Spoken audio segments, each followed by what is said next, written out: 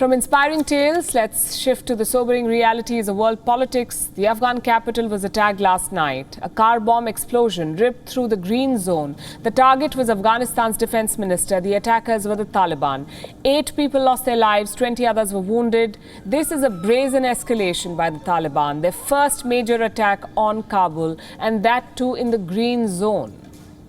Let me also tell you why this location is important. The green zone is a heavily fortified area.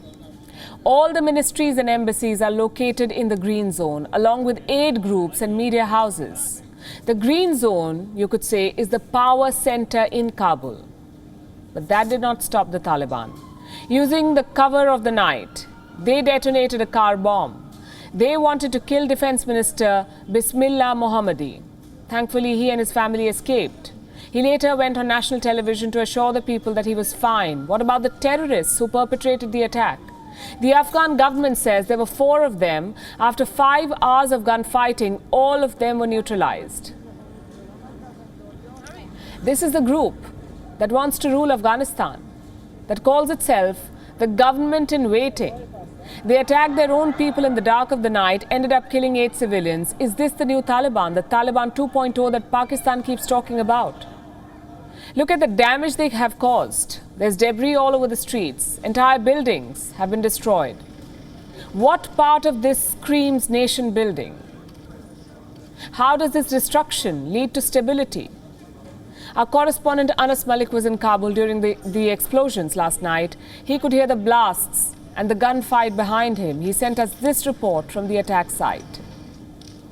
I'm standing at the incident site of the Kabul blast that took place, that literally shook Kabul last night.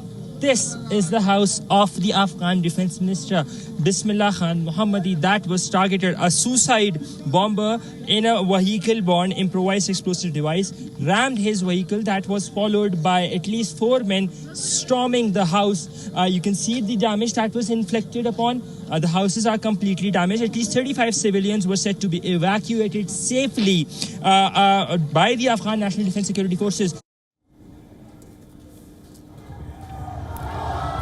The people of Kabul know who is at fault. Immediately after the explosion, they marched on the streets. Some of them were carrying the Afghan national flag. It was a morale booster for the army. They had the people in their corner.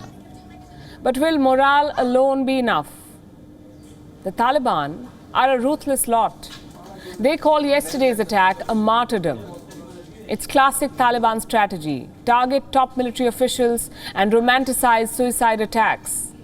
Reports say more assassinations are being planned. At what point do we call this a civil war? The capital has been attacked now. There is massive fighting in the provinces of Herat and Kandahar. Thousands are being evacuated or displaced. So it's time we contemplate the worst in Afghanistan. What if the Taliban takes over? What can and should the world do? What can India do to protect its interests and investments? The Taliban say there is nothing to worry about for India. Let me quote what their spokesperson said about Indian projects. We do not threaten or oppose economic projects by any country. We are in favor of other countries investing in Afghanistan.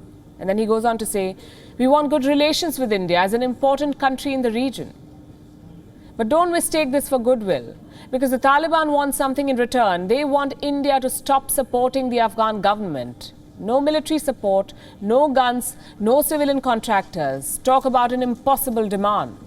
India has invested nearly $3 billion in Afghanistan. Why would New Delhi trust terrorists to protect this investment?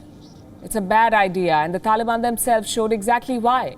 On Tuesday night, Taliban terrorists tried to attack the Salma Dam again.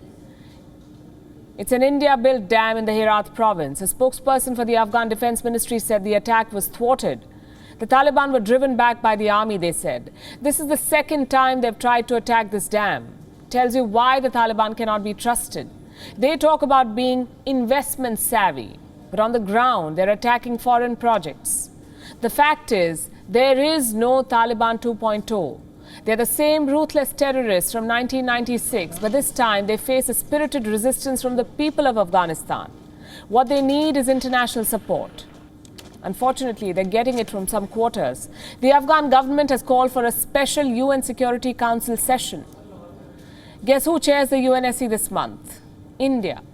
Foreign Minister Jaishankar will be flying out to New York later this month. This is India's time and India's chance to help Afghanistan to convince the global community to bolster the Kabul-based government. WION is now available in your country. Download the app now and get all the news on the move.